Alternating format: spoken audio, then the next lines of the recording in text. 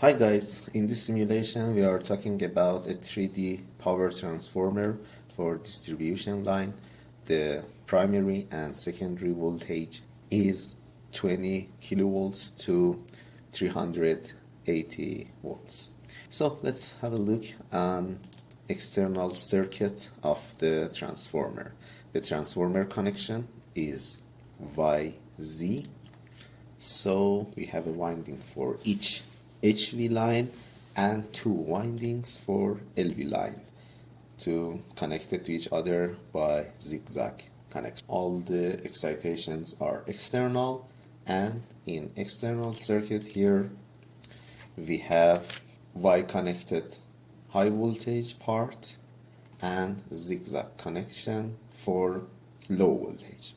In this simulation we used a switch to short the secondary part of the transformer so we can see the current of short circuit. The short circuit will happen after 44 milliseconds. Now we want to add some DC voltage here in the excitation circuit and see what happens if we increase the DC voltage, direct voltage, and saturate the iron core. To simplify the circuit, we want to delete the parts for short circuit test. For short circuit test, we had a power source and a switch for each winding. So now we want to add some DC voltage source to the primary winding. Here it is secondary winding, it's the primary winding that we want to change. So let's have a look closer to the windings. They are connected by Y connection. I will delete the connections. I have to choose a voltage source here. We come to the sources and VDC, direct voltage source. I will press R to rotate the source. 1, 2, 3 DC sources here. I will connect them to each other by Y connection. And as you see, the phase voltage of each high voltage winding is 16,300 volt.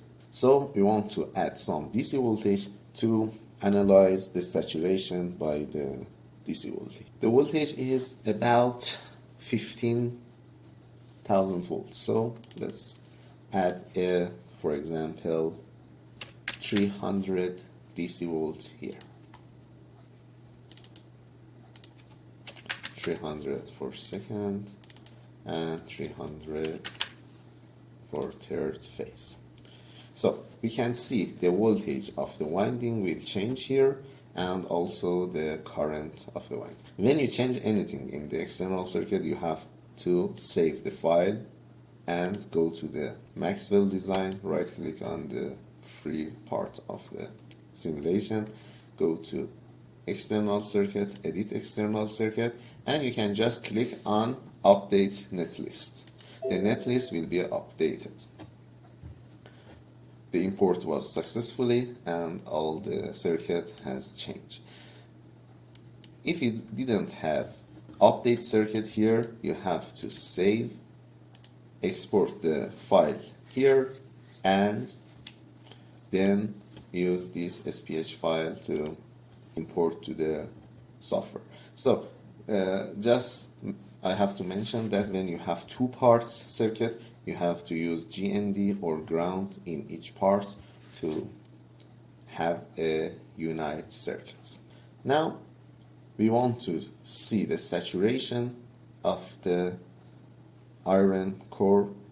To calculate the saturation of the core, first we have to plot the saturation to see the amplitude of BH, or amplitude the flux density.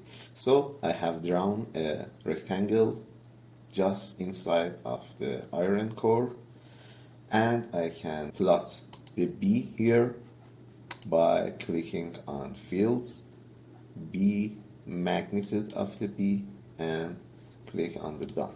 So I can see the magnetic flux density in this rectangle. But I have to collect the data of the magnetic flux by numbers. So I draw a line here just between the iron core. I use 0, 0, 0 to 0, 0, for example, 60 centimeter, and then click on done. So we have a line here that we can plot the B or flux density on this line. As I changed the excitation, I have to run the simulation again and see the results and save fields. You have to save fields to be able to see the simulation results. So I will say I need these customs. For example, save the data on 50. I need to save the data on 50 millisecond to 100 millisecond each to 60 milliseconds each 1 millisecond. And I have to run the simulation again to be able to see the results. And when I want to change the numbers, I have to get the results for this excitation. I changed the voltage source of the high voltage primary side. So I have to change this voltage, for example, change it to 500 volts and run again and see the results for 500 volts. And then change this amount and change it and see the maximum flux density of iron core. Of course, when you have to increase the DC voltage, you can see the saturation in iron core.